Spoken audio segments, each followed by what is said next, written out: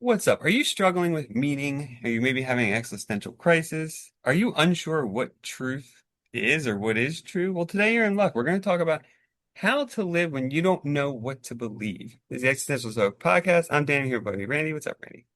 Yo, Danny.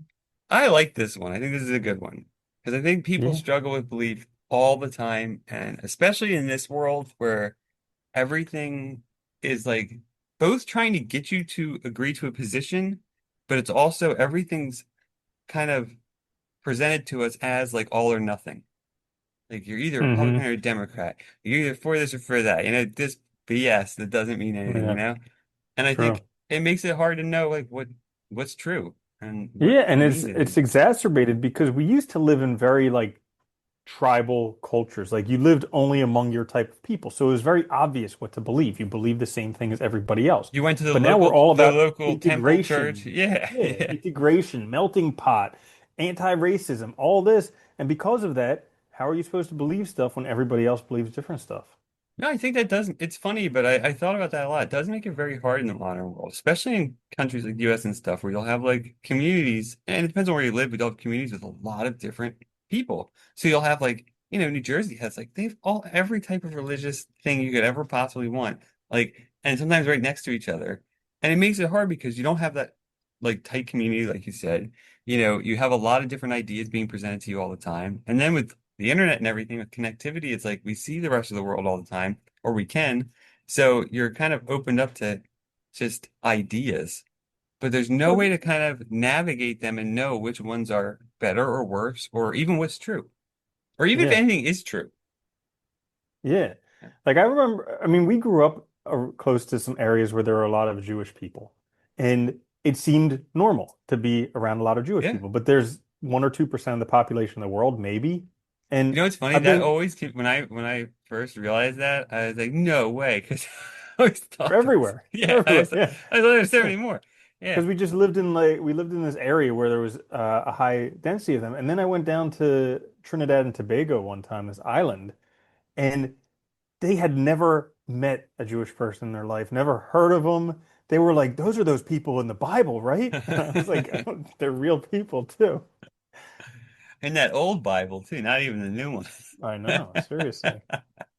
Yeah. Yeah, it is kind of weird though, and I think that is kind of crazy, like when you think about it, that we have all this access, but it also causes, I think, problems for, you know, just what to believe, what's right. And then on top of that, I think it's also hard because even things that we think we know, like I want to be happy or successful and stuff, we still don't even know how to define those terms well. I think we Hmm. actually, I personally don't think we know anything. I think, it's like really it's all about interpretation. It's not Yeah. really, there isn't a truth. There's just ways of interpreting things and Just perspectives. just like Socrates said, all I know is that I know nothing. I think Yeah. that was him at Yeah. least. Well, Yeah. because It it was makes him. sense. Because like you're like, but clearly you can just follow the Ten Commandments, like thou shalt not kill. But it's like, well, what about if somebody else is trying to kill your family? Can you kill them? Eh? No. Is it a gray area? I don't know what to believe. Well, this is the problem, right? And then it's also, it's funny. They actually, I think was it Aquinas? But I know some Christian theologians, if I remember correctly, they went through some difficulties trying to justify like when it's appropriate to kill because clearly like it's gonna there are cases like war, self-defense, things like that where like it seems silly to not defend yourself, Yeah. or at least be justified. But yeah, morality is another one where it's like it's impossibly hard to know what to believe, right? Because there's a million different beliefs and views. But I think what people forget with morality too is that it's not so much that it's like this is right, this is wrong. It's the why that matters. Like, why is it wrong to kill? Why is it wrong to do this? And that gives you a lot more information if you have your own reasons for doing it, right? But I think most people just focus on the rule, like you can't steal. And it's like, well, why not? And if you can answer that, then you're much further along. Yeah, I was just laughing because I was listening to some Louis C.K. comedy bit about he was talking about how when people murder someone, they don't care about anything other than how are you feeling when you did it. You know, like did you enjoy it? Did you not enjoy it? Did you have some remorse? He's like, it would make a lot more sense if it depended upon their age. Like if it's a young kid, you go away for a long time. But if it's some geriatric, then you know what? You can Yeah, leave tomorrow. it is so weird. And then, well, it's also like we don't, I don't know. It's a very odd. it's very odd how we handle truth too, because I think a lot of like the internet has not helped because people just like yell and Yeah. it's And funny I don't too. even think people yell. I just think that like it's the internet amplifies things. Yeah, Because people, I mean, most of the time, this is the way that I think about it. Most of the time, this is what comes out of someone's brain when they're on the toilet. yeah, Because that's when most people are like doing, like, I work at a co-working office, and most of the offices, people aren't allowed to use their phone while they're working. yeah. So as soon as they go to the toilet, they bring their phone and they're just That, typing away on the toilet the whole time. And so basically, all these things are just like mega amplified thoughts that people have while they're on the toilet. well, and like we've And talked about before, then the algorithm's also geared towards extremes because they want to get your emotions up and stuff. So it's like it's funny too, because I mentioned it before, but I remember reading there was this study that was done that showed like most people too, they when they go online, you have access to basically all information, but 90, I think it's like 98% of people only seek out things that affirm the beliefs that they already hold. yeah. So you only get sort of things that are confirming what you think you know rather than challenging or questioning. I don't want to I blame Google, but most people don't go beyond like the top few results, even on the yeah, first page. Like and there's that's gotten at more and least, more, because remember when it first came out, Google, like, you'd get weird results because the algorithm wasn't so tailored or some of and the tight. other search engines where you Yeah, just had to keep on looking. But nowadays Ash people like Jeeves. I don't even search anymore. I just ask ChatGPT, Yeah, and it's getting harder and harder to tell when it's wrong. it is. But I think that's the problem, right? Because I think we forget that like our whole world is contrived. We create meaning. That's what human beings do, right? We want to understand the world, so we make it meaningful. We give ourselves reasons, justifications, logic.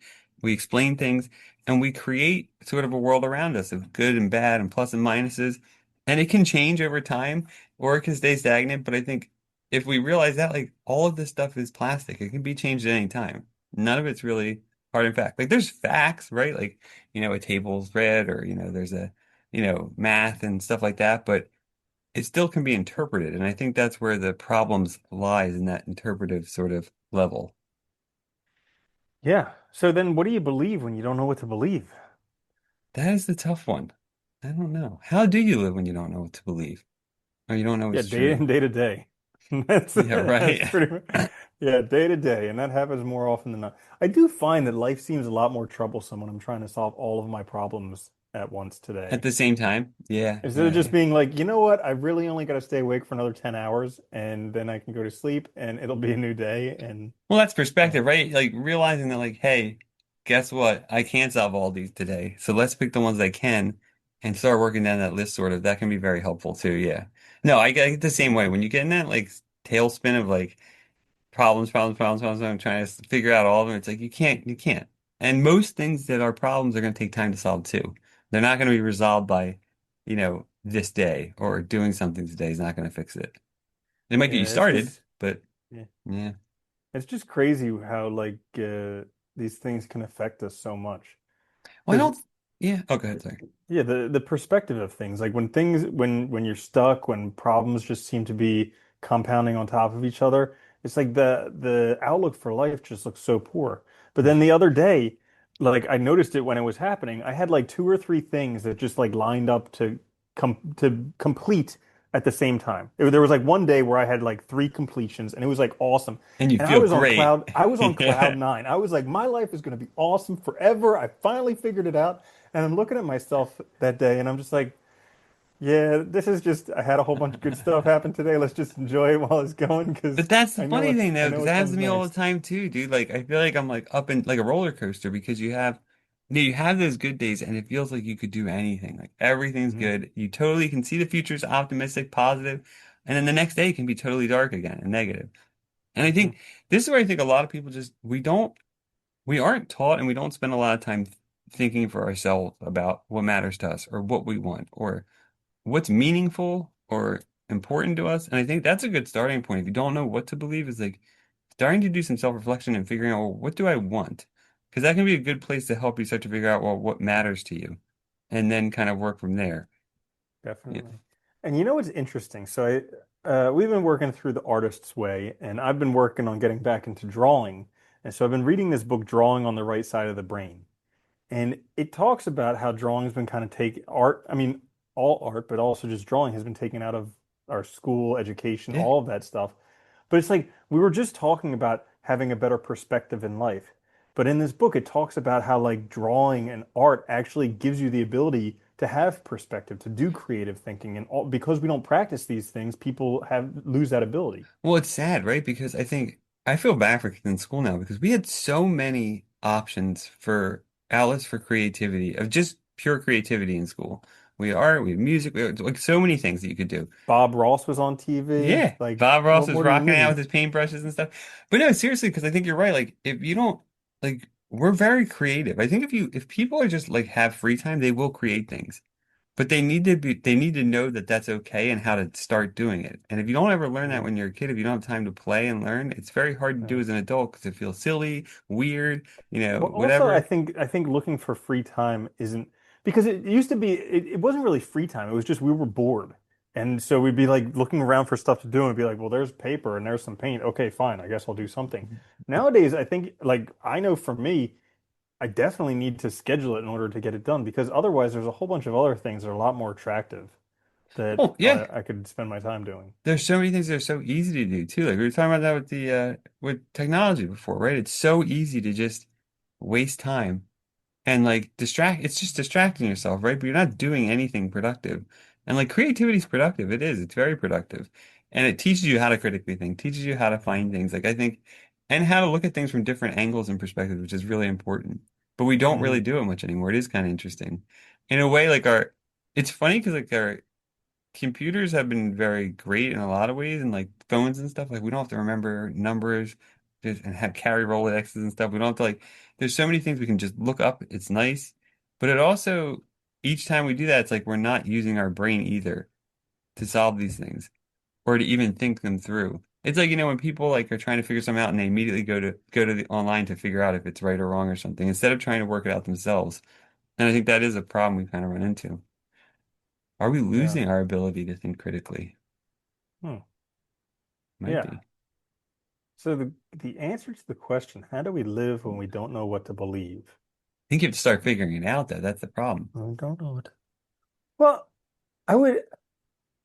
I don't think that people are like clueless. I don't think that there's No. many people who are just like, I have no idea. But it's something where like Nick Swartzen, is that his Yeah. name? Yeah, Nick Swartzen. Yeah. He was talking about how like everyone thinks he's gay because on his MySpace profile for like a sexual identity, he put like I have no idea Yeah. because that was an option. It was like I don't know, straight. What I don't know. One of the options was like I have no idea. Yeah, So this it's is a like while ago. I just Yeah. yeah. He's like I just saw a poster and I totally got hard. Like no, No I don't clue. think I don't think anybody has no idea what to believe, but it's kind of a it could be a I think like people look at it as a bad thing when you question your beliefs. Well, But that, actually, yeah. yeah, actually it says something very good about you if you're questioning your beliefs. It means that number one, you think that having beliefs is important. Number two, you think having the correct beliefs is important. And it says a whole bunch of other And three, stuff you're too, I'm also sure. willing to change when you realize that your Mhm. beliefs aren't working for you or are wrong or whatever. I think, too, Mhm. another problem, you just made me think of it, too, which is a lot of people, too, when they struggle with this, I don't think it's so much that they don't know, it's that there's also so much outside noise trying to get them to think a certain way. Right? Because, we've all dealt with this, right? Like, I remember like being in school and like, the pressure from your parents and expectations, right? And trying to, do what you want to do, but also what you think like is going to make them happy or whatever, or is going to make them proud or whatever. Like those kind of things influence so much. And it's all the time and everywhere, right? And it's probably worse now than ever because there's so many people that can like, depending on how you live your day, that can have influence over how you think. So I think that's Mhm. probably the larger factor is probably it's not so much that people don't know or are totally blank, but it's that they're have difficulty sort of doing what's right for them or thinking for Oh. themselves without letting others. So Yeah. maybe a better question is how to have confidence to live with what you do believe. It's hard though, it is. Because if Hmm. you're on the outside, you're kind of alone.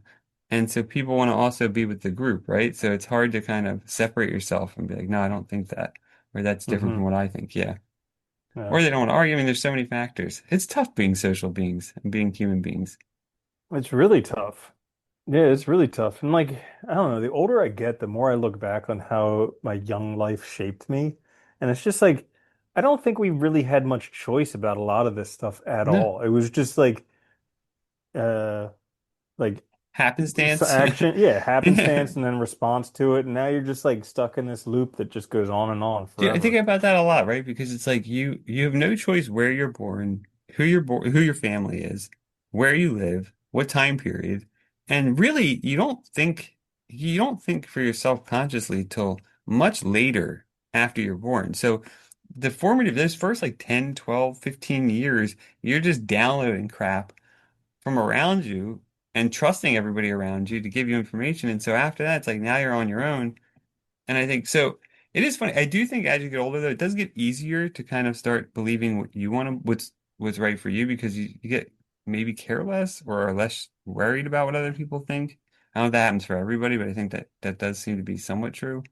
Hmm. Yeah.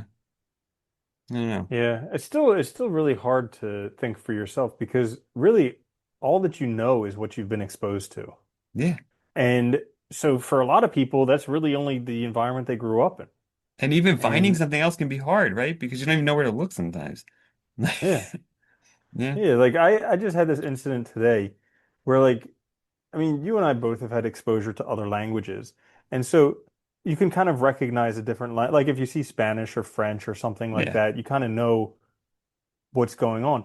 And there was so like I'm learning ethical hacking and there was some lorem ipsum on a website, like which is basically just Latin jumbo words. Nonsense. It's But nonsense words. Yeah. like this person is like a world-class hacker, and they're like, oh, but I have no idea what this language is or what this means. And I was like, how do you not know that? You're like an incredible like web hacker, and you don't even know what lorem ipsum is.